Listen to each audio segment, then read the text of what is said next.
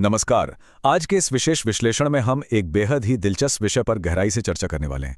दर्शन शास्त्र और धर्म के गंभीर विद्यार्थियों के रूप में हम अक्सर वेदों को सिर्फ पुराने कर्मकांडों या प्रकृति की पूजा के रूप में देखते हैं, है ना? लेकिन क्या हो अगर मैं कहूं कि ये बाहरी अनुष्ठान दरअसल चेतना और मनोविज्ञान के एक बहुत ही गहरे विज्ञान का आवरण मात्र है? आज हम ठीक यही डिकोड करने वाले हैं। हम देखेंगे कि कैसे प्राचीन वैदिक ऋषियों ने अग्नि और वायु जैसी प्राकृतिक शक्तियों का इस्तेमाल हमारी आंतरिक मानसिक अवस्थाओं को समझाने के लिए किया। चलिए शुरू करते हैं। तो आज के इस विश्लेषण की रूपरेखा कुछ इस प्रकार है। हम शुरुआत करेंगे बहुस्तरीय वैदिक भाषा से, फिर समझेंगे अग्नि यानी आंतरिक ज्वाला को, वायु यानी ब्रह्मांडीय श्वास को, आंतरिक यज्ञ की प्रक्रिया को, चेतना के विज्ञान को, और अंत में देखेंगे कि कैसे ये प्राचीन ज्ञान हमारे आधुनिक तनाव का समाधान हो सकता है। भाग 1 बहुस्तरीय वैदिक भाषा। वेदों का अध्ययन करते समय हर्मेन्यूटिक्स यानी ग्रंथों की व्याख्या का तरीका बहुत मायने रखता है। देखिए, वेदों की भाषा कोई सीधी सपाट भाषा नहीं है, ये लेयर्ड है, यानी कई परतों में बटी हुई है। ऋषियों ने बहुत ही चतुराई से जीवित प्रतीकों या लिविंग सिंबल्स का उपयोग किया। क्यों? ताकि जो गहरे मनोवैज्ञानिक और अनुभवजन्य सत्य हैं, उन्हें सतही समझ से सुरक्षित रखा जा सके। मतलब जो एक साधारण इंसान के लिए महज बाहर जलती हुई आग या बहती हुई हवा है, वो दरअसल मानव चेतना की एक बहुत ही विशिष्ट अवस्था है।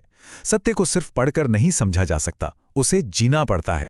इस बात को समझने के लिए श्री अरविंद जैसे आधुनिक विद्वानों का दृष्टिकोण बहुत स्पष्ट है।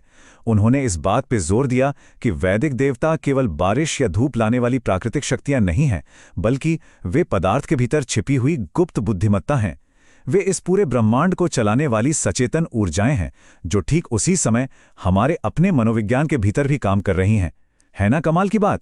भाग 2 अग्नि, हमारी आंतरिक ज्वाला। ऐतिहासिक रूप से जब हम अग्नि शब्द सुनते हैं तो हमारे दिमाग में यज्ञ की भौतिक आग की तस्वीर आती है। लेकिन मनोवैज्ञानिक नजरिए से देखें तो अग्नि दरअसल रूपांतरण या ट्रांसफॉर्मेशन का एक सार्वभौमिक सिद्धांत है। अगर हम इसे आज के मॉडर्न मोटिवेशनल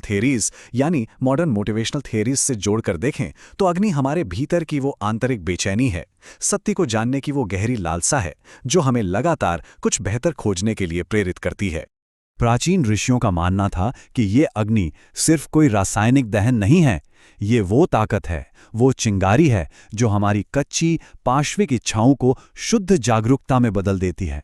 जब किसी व्यक्ति के भीतर ये अग्नि प्रज्वलित होती है तो वो अज्ञान के अंधेरे से ज्ञान के प्रकाश की ओर बढ़ने के लिए तैयार हो जाता है।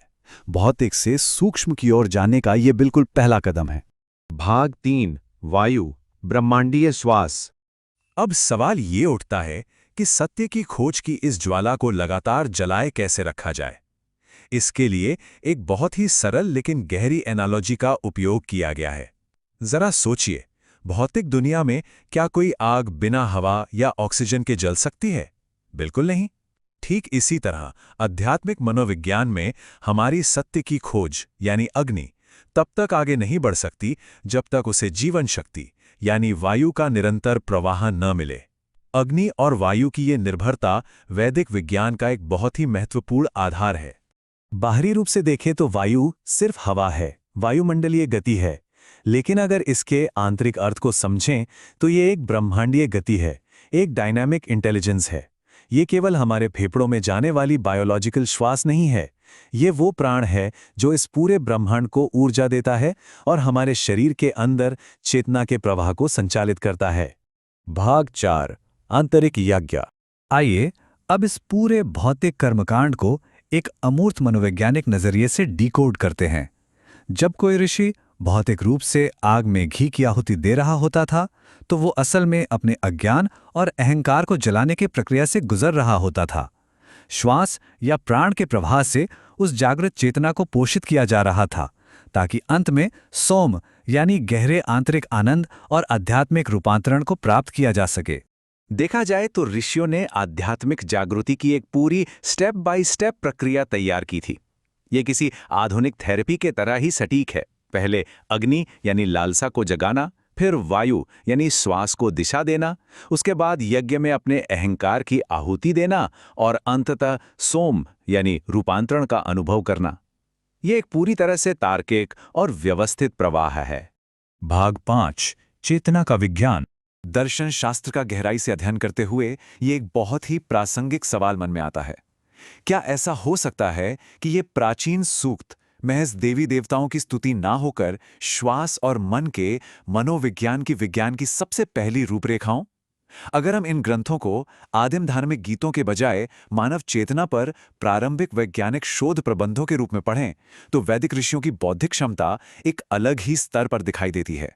अग्नि और वायु का आह्वान करना दरअसल हमारे शरीर और मन के भीतर सोई हुई ऊर्जाओं को जगाने का एक सचेत अभ्यास था। ऋषियों के लिए ब्रह्मांड मैक्रोकॉस्म और मानव शरीर माइक्रोकॉस्म में कोई अंतर नहीं था। और सबसे दिलचस्प बात यह है कि बाद की परंपराओं में, चाहे वो उपनिषदों का योग हो या बौद्ध विपश्यना, श्वास और प्राण पर ध्यान केंद्रित करने की इसी अवधारणा को और अधिक सूक्ष्म ध्यान विधियों के रूप में विकसित किया गया। यानी इन सब का मूल इसी वैदिक दर्शन में छिपा है। भाग 6 प्राचीन श्वास, आधुनिक तनाव। इस प्राचीन दर्शन को अगर हम आज के परिप्रेक्ष्य में देखें, तो आज की दुनिया सूचनाओं की अधिकता और भारी तनाव से जूझ रही है। बाहर से तो हमारे पास ज्ञान का बहुत बड़ा भंडार है, लेकिन अंदर से हम एक मानसिक शून्यता और भटकाव का अनुभव करते हैं। वैदिक दृष्टिकोण हमें इसका एक बहुत ही सटीक प्राचीन समाधान देता है: भीतर की ओर लौटना और अपनी सचेतन श्वास यानी प्राण से फिर से जुड़ना। आधुनिक योग और प्राणायाम भी इसी बात पर जोर देते हैं कि तनाव को कम करने का रास्ता हमारी सांस से ही होकर गुजरता है। इस पूरे विश्लेषण का सबसे महत्वपूर्ण निष्कर्ष ये है कि सबसे पुराना अनुष्ठान कोई बाहरी कर्मकांड नहीं है, बल्कि यह सचेतन होकर पूरी जागरूकता के साथ श्वास लेने का एक सरल लेकिन अत्यंत शक्तिशाली कार्य है। वैदिक ज्ञान हमें यह समझाता है कि श्वास सिर्फ एक बायोलॉजिकल प्रोसेस नहीं है, यह हमारे मन और हमारी चेतना के बीच का सबसे महत्वपूर्ण पुल है। तो अंत में एक विचार के साथ हम इस चर्चा को विराम देंगे। बाहर के इस अनहीन शोर और भटकाव के बीच क्या हमारे पास कोई ऐसा शांत पल है जहां हम रुककर अपने भीतर लगातार बहने वाली उस प्राण शक्ति को सुन सकें? अग्नि और वायु के इन प्राचीन प्रतीकों का असली मकसद यही था, हमें ये याद दिलाना कि चेतना का सत्य हमेशा हमारे भीतर ही मौजूद है, हमें बस उसे सुनना है। इस विश्लेषण में हमारे साथ जुड़ने के लिए आपका बहुत बहुत धन्यवाद।